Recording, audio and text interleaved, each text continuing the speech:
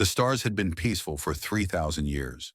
12 species had joined together to form the Galactic Concord. They shared knowledge. They traded goods. They solved problems with words, not weapons. War was something they read about in old history books. It was a thing of the past. Fleet Commander Yethris stood on the bridge of his flagship, the Starlight Harmony. He was a Solani, a tall being with silver scales that changed color with his emotions. Right now, those scales were pale blue. He was worried. "Show me the readings again," he said to his sensor officer. The officer, a young Solani female named Kethra, pulled up the data on the main screen. "Sir, we detected these ships coming from dark space, beyond the rim of the galaxy. We have never seen anything like them." Yethris studied the images. The ships were massive. They looked almost alive, with dark hulls that seemed to pulse like beating hearts. There were hundreds of them, maybe thousands. "Have they responded to our greeting signals?" Yethris asked. "No, sir. Complete silence." Yethris felt his scales turn darker. This was not good. Every species in the Concord responded to greetings. It was basic politeness. These strangers were either very rude or very dangerous. "Send a message to the High Council," Yethris ordered. "Tell them we have visitors from beyond the rim. Unknown intentions. Request guidance." Before Kethra could send the message, the alarm started screaming. "Sir!" another officer shouted. "The unknown ships are firing. They are attacking Valorn Prime." Valorn Prime was a beautiful world. 12 billion people lived there. It was one of the most important colonies in the Concord, and now bright explosions were blooming across its orbital stations. "All ships, battle formation," Yethris commanded. His voice was steady, but his hearts were pounding. He had trained for combat his whole life. He had never actually fought. None of them had. The Concord fleet moved into position. 400 warships, the pride of 12 species. Their energy weapons charged and glowed bright blue. They were ready. The first wave of enemy ships came toward them. Up close, they were even more terrifying. Their hulls were covered in something that looked like skin. Ports opened like mouths, and strange organic missiles launched toward the Concord fleet. "Fire!" Yethris ordered. Blue energy beams shot across space. They hit the enemy ships with perfect accuracy. And then something impossible happened. The enemy ships absorbed the energy. Their dark hulls glowed for a moment, and then the glow faded. The ships were undamaged. "What?" Kethra whispered. "That is not possible." The organic missiles hit the Concord ships. They did not explode. They attached themselves to the hulls and began eating through the metal like acid. Screams filled the communication channels as crews tried to fight off the invasion. "Switch to kinetic weapons," Yethris shouted. "Launch missiles." They tried everything. Solid projectiles, explosive missiles, even ramming. Nothing worked for long. When they damaged an enemy ship, it simply healed itself. Holes in the hull closed up. Destroyed weapons regrew. In 2 hours, the Concord fleet was broken. 200 ships destroyed. Another 100 crippled. They had managed to destroy only 3 enemy vessels. 3 out of hundreds. Yethris watched Valorn Prime burn. The enemy was landing troops now. Reports came in from the surface. Horrible reports. The enemy soldiers were nightmares. They had too many limbs. They felt no pain. They killed everything in their path. "We need to retreat," his first officer said quietly. "We cannot win this fight." Yethris knew it was true, but retreating meant leaving billions of people to die. "Order all surviving ships to fall back to the Kethra system," he said. The words tasted like poison in his mouth. "We will regroup there." As his damaged flagship limped away from the battlefield, Yethris received a transmission. It was from the High Council. High Counselor Maitreya appeared on his screen. She was an elderly, an ancient species with glowing white skin and kind eyes. But those eyes were filled with fear now. "Commander Yethris, we have identified the attackers. They are called the Kethvari Dominion. They come from beyond our galaxy. They have conquered many civilizations before ours." "How do we stop them?" Yethris asked. Maitreya was silent for a long moment. "We do not know. Their technology is beyond ours. They do not negotiate. They only consume. The Council is discussing surrender terms." "Surrender?" Yethris felt his scales turn red with anger. They are killing billions of innocent people. We cannot just surrender. What choice do we have? Maitreya asked sadly. We are not warriors, Commander. We are scholars and traders and artists. We forgot how to fight centuries ago. After the transmission ended, Yethris sat alone on his bridge. The crew was silent. They were all thinking the same thing. The Concorde was going to fall. Everything they had built would be destroyed. Then Kethra spoke up. Sir, there is one other option. Yethris looked at her. What option? The humans. The bridge went completely silent. The humans. Everyone knew about them. They were a young species from a small blue planet called Earth. They had developed space travel only a few centuries ago. The Concorde had offered them membership, but the humans had refused. The Council had been relieved when they refused.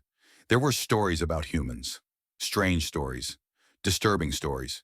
They were a species that had spent most of their history fighting wars against each other. They had weapons that could destroy entire planets. They were aggressive, unpredictable, and dangerous. They are too risky, one officer said. The Council put them in quarantine for a reason. The Council is talking about surrender, Yethris replied. I think we are past worrying about risks. He stood up and walked to the communications panel. His scales shifted through many colors as he fought with himself. Finally, he made his decision. Open a channel to Earth, he ordered. Send them everything. All our data on the Kethvari, all footage of the attacks, all casualty reports. What should the message say, sir? Kethra asked. Yethris thought about the billions dying on Valorn Prime. He thought about the enemy that could not be stopped. He thought about the humans and their terrible reputation. Tell them we need help, he said. Tell them that innocent people are dying. Tell them that monsters are coming, and we cannot stop them alone. He paused and looked out at the stars. And pray that the humans are the kind of monsters that fight other monsters. The message was sent.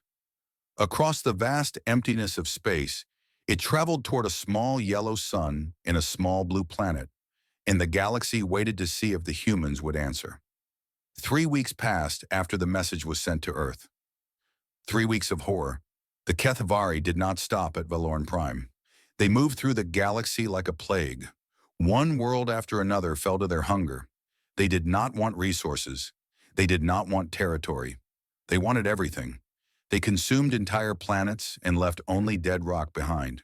Commander Yethris spent those weeks fighting small battles. His fleet was down to only 50 ships now. They saved who they could. Sometimes they rescued a transport full of refugees. Sometimes they held a planet long enough for people to evacuate. But they could not win. Nobody could win. The worst part was watching the ground battles. The Kethvari soldiers were monsters from nightmares.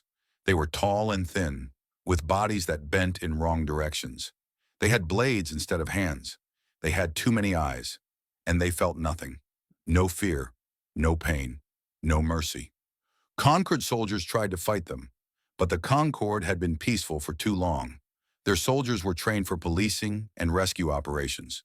They were not trained for real war. When they saw the Kethavari coming, many of them ran.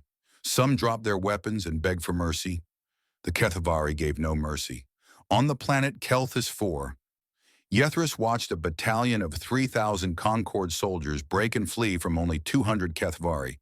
The enemy walked through them like a blade through water. Why do our soldiers not fight? Yethris asked his first officer, Velnik. Velnik was an older Solani. His scales were gray with age. Because they have never learned to be afraid of cowardice, sir. In peacetime, running from danger is smart. In war, it is death. Then we are already dead, Yethris said quietly. Back at the Concord capital, High Counselor Maitreya called endless meetings. The 12 species argued about what to do. Some wanted to surrender and hope for mercy. Others wanted to flee to the far edges of the galaxy. A few wanted to fight to the end. We must try to negotiate, Maitreya said in one meeting. Perhaps if we offer them resources, they will leave us alone. A Drethani ambassador slammed his heavy fist on the table. The Drethani were large beings, covered in thick armor plates. They were the closest thing the Concorde had to warriors. They do not want resources. They want us dead. Every message we send them goes unanswered. Every envoy we send is destroyed. There is nothing to negotiate. Then what do you suggest? Maitreya asked tiredly. The Drithani ambassador looked down. I do not know. Our fleet is nearly gone. Our armies are broken. We have nothing left. We have the humans, someone said quietly. Everyone turned to look at the speaker. It was a small Vistani, a species known for their intelligence. Her name was Selith.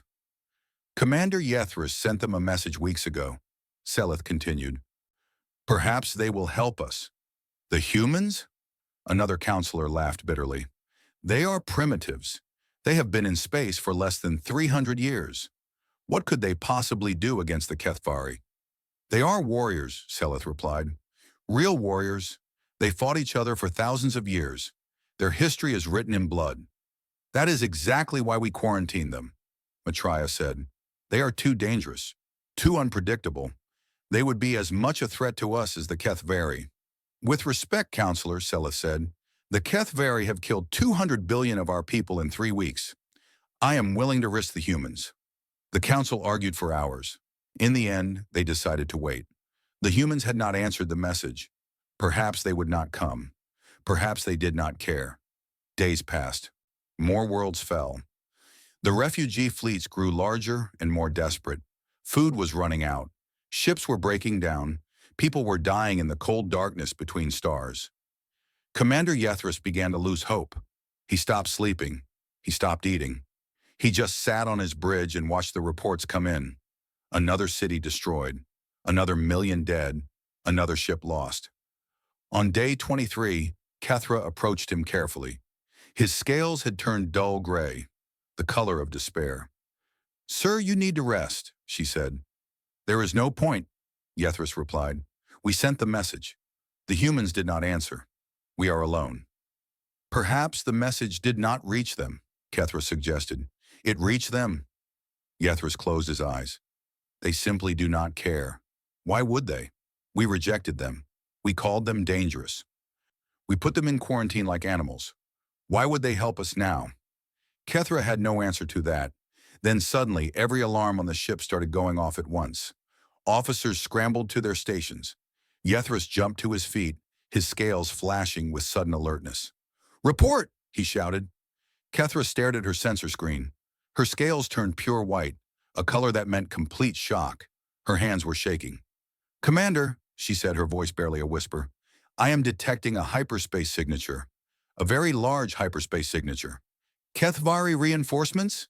Yethris asked, his heart sinking. No, sir. Kethra turned to look at him. There were tears in her eyes. The signature is coming from the Sol system, from Earth. Yethris felt like he could not breathe. How many ships? Kethra checked her readings 3 times before answering. She could not believe what she was seeing. All of them, sir. 700 warships, the entire human fleet. She paused and listened to something on her headset. They are broadcasting a message, sir. Should I put it on speaker? Yethris nodded. He could not find words. A voice filled the bridge. It was a female voice, calm and cold and steady. There was no fear in it. There was no hesitation.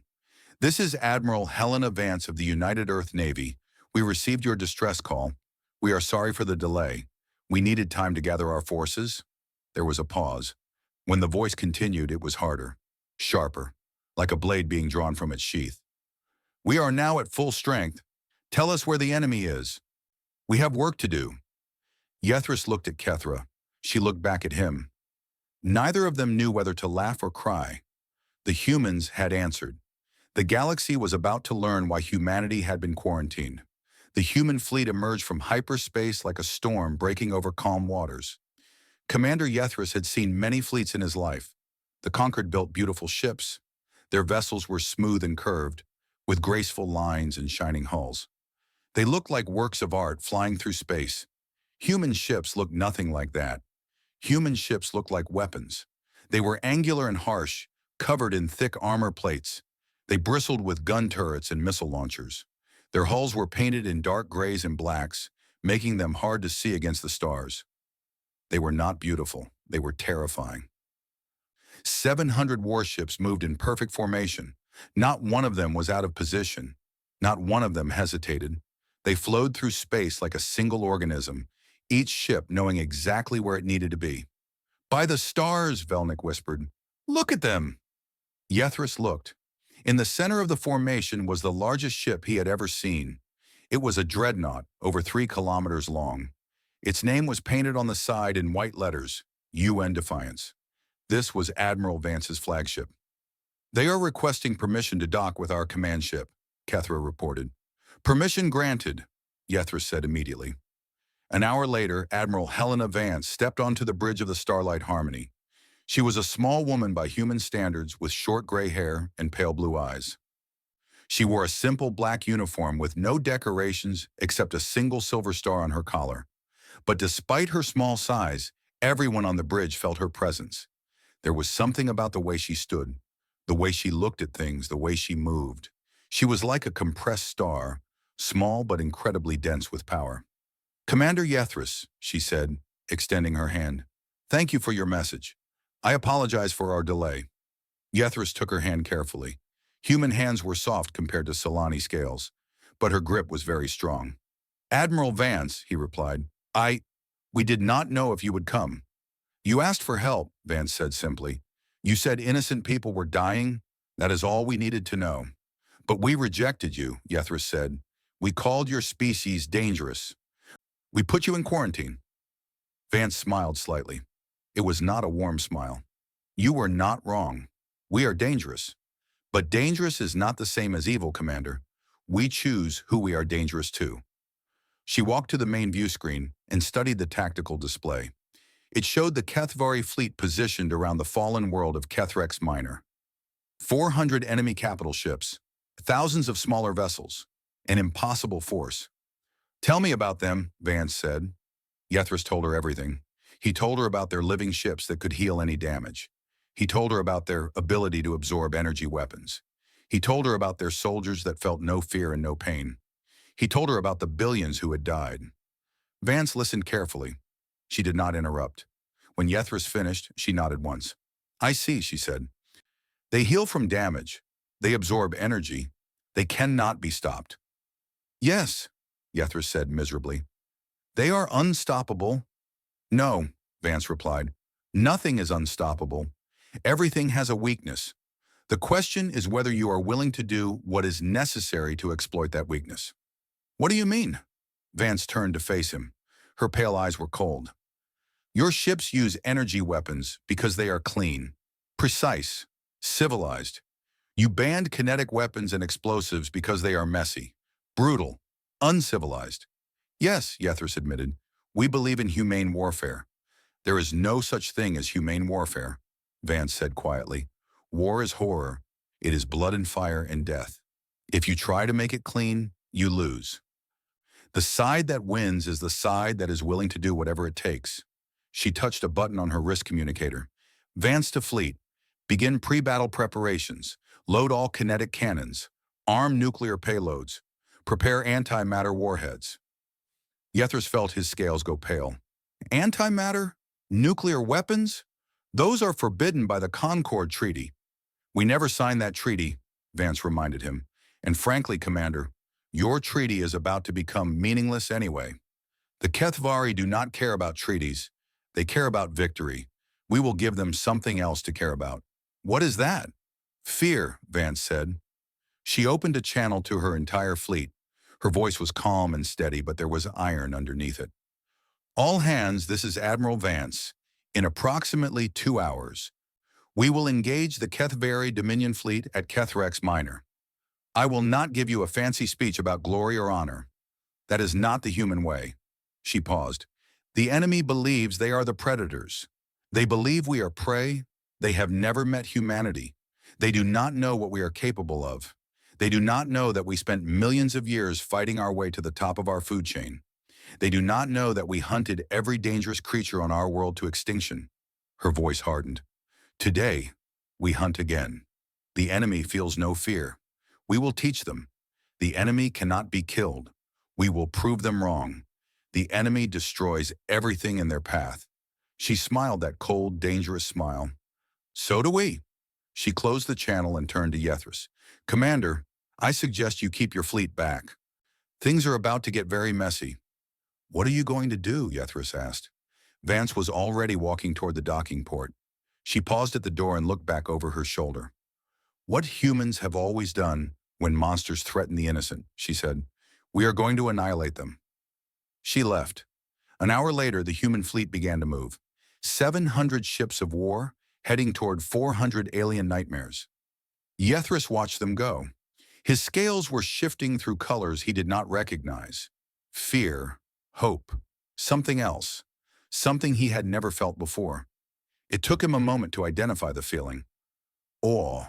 The Kethvari had conquered 37 species across 3 galaxies. They had never lost a major battle. They had never met an enemy that did not run from them. When their sensors detected the human fleet approaching, the Kethvari hive commander felt something close to amusement. More prey, more victims, more food for the endless hunger. They are coming directly at us, one of his officers reported. No defensive formation, no flanking maneuvers, just a straight charge. Foolish, the hive commander said. They will learn. But something nagged at the back of his ancient mind. The prey species always ran. They always tried to hide, to negotiate, to surrender. These new creatures were doing none of those things. They were attacking. Strange. All ships, prepare to receive the enemy, he ordered. We will consume them like we consume the others. The 2 fleets closed the distance between them.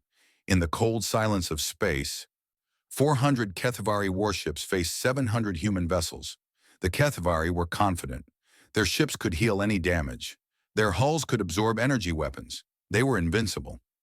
Admiral Vance stood on the bridge of the Defiance. Her crew was silent. Every station was manned. Every weapon was ready. She watched the enemy fleet grow larger on her screen. Distance? She asked. 500 kilometers in closing, her tactical officer replied. Open fire. The human fleet unleashed hell. There were no elegant energy beams, no precise laser strikes. The humans fired kinetic rounds, simple metal slugs. But these slugs were made of tungsten, the hardest metal known, and they were accelerated to incredible speeds. They hit the Kethvari ships like the fists of angry gods. The first Kethvari carrier took 100 hits in 3 seconds. Each slug punched through its living hull, tearing massive holes that sprayed organic fluid into space. The ship tried to heal, but more slugs were already coming. It exploded in a burst of purple fire. What? The hive commander stared at his display. One of his carriers was gone, destroyed in seconds. That was impossible. Return fire, he screamed. The Kethvari launched their organic missiles. Thousands of them streaked toward the human fleet. The humans did not try to dodge. They simply launched their own missiles to intercept. The space between the fleets became a wall of explosions, but not all the Kethvari missiles were stopped. Dozens hit human ships. They began eating through the metal hulls with their acid. Damage report, Vance said calmly. 17 ships hit, her officer replied. Hull breaches on 12. The resilience and the valor are in critical condition. Order them to withdraw for repairs. Admiral, they are refusing the order. They say they can still fight. Vance nodded. She was not surprised. Human crews did not retreat easily. Let them fight. Continue firing. The battle became chaos. Human ships poured fire into the Kethvari fleet. Kinetic rounds, missiles. And then the weapons that the Concord had banned. Nuclear warheads detonated against Kethvari hulls. The blast vaporized organic material faster than it could heal. Antimatter weapons created explosions so powerful that entire sections of Kethvari ships simply ceased to exist. But the Kethvari fought back. They were not weak. Their weapons tore through human ships. Metal hulls ruptured. Reactors exploded. Crews died in fire and vacuum. The hive commander watched in growing horror as his fleet was torn apart. This was not how battles were supposed to go. The prey was supposed to run. The prey was supposed to break. These humans did neither. They have lost over 100 ships, one of his officers reported. Why are they not retreating? The hive commander had no answer. Commander Yethris watched the battle from a safe distance. His scales were cycling through colors so fast they were almost white. He could not believe what he was seeing. Human ships were dying. He could see them exploding, burning, breaking apart. But the rest of the fleet did not slow down. They did not fall back. They pressed forward, pouring fire into the enemy. And then he saw something that he would remember until his dying day. A human destroyer, the UEN Fury, was on fire. Its engines were destroyed. Its weapons were silent. It was drifting toward the Kethvari fleet, clearly doomed. But then the Fury changed course. It adjusted its angle. It was heading directly toward a massive Kethvari carrier. "What are they doing?" Velnik asked. Yethris understood. His heart nearly stopped. "They are ramming." The Fury accelerated. Every remaining bit of power was pushed to the thrusters. The crew knew they were going to die. They chose to take the enemy with them. The destroyer hit the carrier at full speed. The impact punched through the carrier's hull like a knife through fruit. Then the Fury's reactor exploded and the entire carrier came apart. "They destroyed themselves," Kethra whispered. "They killed themselves to kill the enemy." It was not the only sacrifice. Yethris watched 3 more human ships ram enemy vessels. He watched crews refuse to abandon burning ships, staying at their weapons until the end. He watched escape pods launched toward Kethvari ships carrying explosive payloads instead of survivors. The humans were not fighting a battle. They were sending a message. "We do not surrender. We do not run. We will pay any price for victory. We will die, but we will take you with us." 4 hours later, it was over. The Kethvari fleet was gone. Every single ship destroyed. 400 capital ships reduced to debris.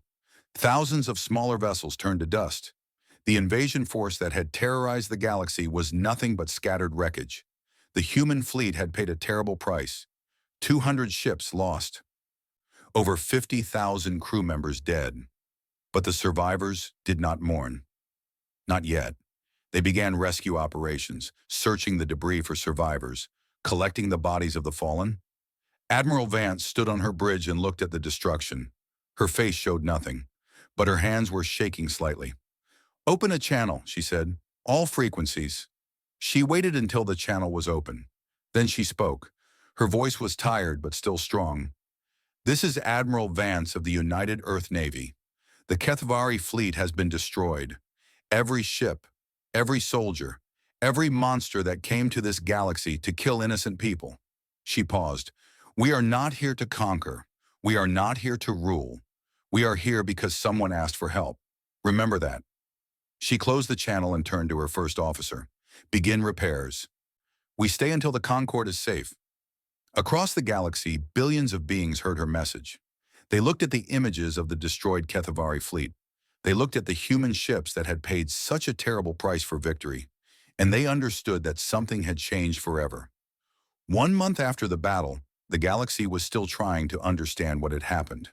The Kethvari Dominion was gone. Not defeated, not pushed back. Gone.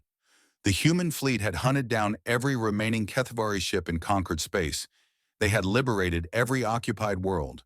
They had freed every prisoner, and they had shown no mercy to the invaders. Commander Yethris had watched some of those liberation battles. The ground combat was even more terrifying than the space warfare. Human soldiers fought the Kethvari hand to hand. They did not run. They did not break. They pushed forward through fire and blood and death until every enemy was destroyed. After one battle, Yethris had asked a human soldier how they could fight such monsters without fear. The soldier, a young man with scars on his face and tired eyes, had laughed. "Fear? We are scared all the time. We just do not let it stop us."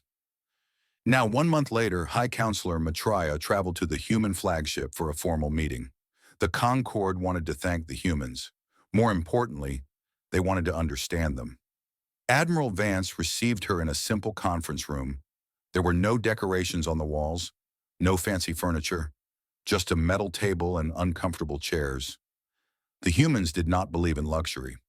"Counselor Maitreya," Vance said, standing to greet her, "thank you for coming." Maitreya sat down slowly. She was old, even by Eldari standards, and the last month had aged her further. She had seen too much death, too much horror, and too much of what the humans were capable of.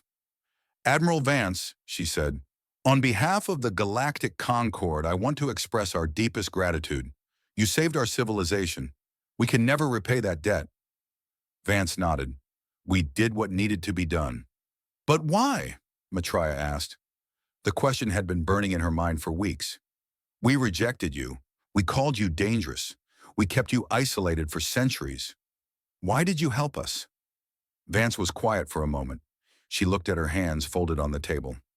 Because you asked, she said finally. That is all? We asked? That is everything. Vance looked up. Her pale eyes were calm. We received your message. We saw the footage of the attacks. We saw children being killed. We saw innocent people begging for help. She paused. What were we supposed to do? Ignore it? Watch from a distance while billions died? We are not built that way. When someone asks for help, we answer. When someone hurts the innocent, we stop them. That is who we are. Maitreya struggled to understand. But your own people died. Thousands of your soldiers, hundreds of your ships. You sacrificed so much for strangers. Yes, Vance agreed. We did, because that is what sacrifice means. You can not only protect the people who give you something in return, you protect everyone who needs protecting.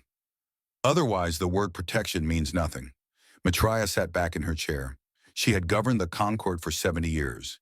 She had dealt with diplomats from 12 species. She had negotiated treaties and trade agreements and peace accords, but she had never met anyone like this woman. The Concord wishes to formally invite humanity to join our alliance, she said. Full membership, a seat on the High Council, complete integration with our civilization. Vance smiled slightly. We must respectfully decline. Decline? After everything that happened? We are not joiners, counselor.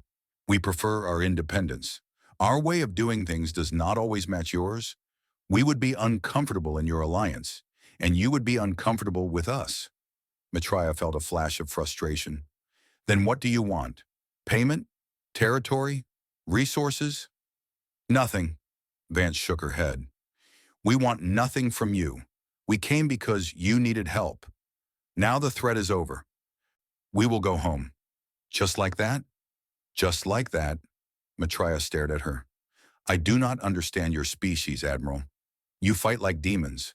You sacrifice yourselves without hesitation. You annihilate your enemies without mercy. And then you ask for nothing in return. What are you? Vance stood up and walked to the window. Outside, the stars shone cold and distant. Somewhere out there was Earth, her home, her people. We are human, she said quietly. That is the only answer I can give you. We are violent, yes, we are aggressive. We have fought each other for our entire history, but we are also compassionate. We protect the weak. We fight for the innocent. We are both things at the same time. She turned back to face Maitreya. Your Concord feared us because we are dangerous. You were right to fear us. But you were wrong about what we are dangerous to. We are not a threat to peaceful civilizations. We are not a threat to those who mean no harm. Her voice hardened. We are a threat to bullies. We are a threat to tyrants. We are a threat to any monster that thinks it can hurt the helpless without consequence. We are the thing that monsters fear. Maitreya understood then. Finally, she understood. Humanity was not a species of conquerors. They did not want to rule the galaxy. They did not want power or wealth or territory. They wanted something simpler. They wanted the monsters to know that someone was watching. Someone was waiting. Someone would come if the innocent were threatened. The humans went home after that. Their fleet left Concord space and returned to their own systems. They asked for no reward. They signed no treaties. They simply left. But something had changed. The Kethvari were not the only threat in the universe. There were other dangers beyond the rim. Other predators watching from the darkness. They had been planning their own invasions, their own conquests. Now they reconsidered. Words spread across the cosmos. Stories of what had happened at Kethrex Minor. Stories of the human fleet that had annihilated an unbeatable enemy. Stories of soldiers who did not run. Ships that did not retreat. A species that fought to the death for strangers they had never met. The predators heard these stories, and they were afraid because they knew now that the galaxy was not unprotected. They knew that somewhere, circling a small yellow star, there was a species of warriors, a species that was not part of any alliance but would answer any call for help. A species that feared death but feared cowardice more. The humans were watching, and if anyone threatened the innocent again, the humans would come. They would come with their ugly ships and their terrible weapons and their absolute refusal to surrender. And they would annihilate everything. Commander Yethris returned to his duties after the war. He rebuilt his fleet. He trained his crews. He helped his people recover from the horror of the invasion. But sometimes late at night, he would look up at the stars. He would find the small yellow sun called Sol, and he would smile. The galaxy was at peace, because somewhere out there, the wolves were watching, and nothing would ever threaten the sheep again.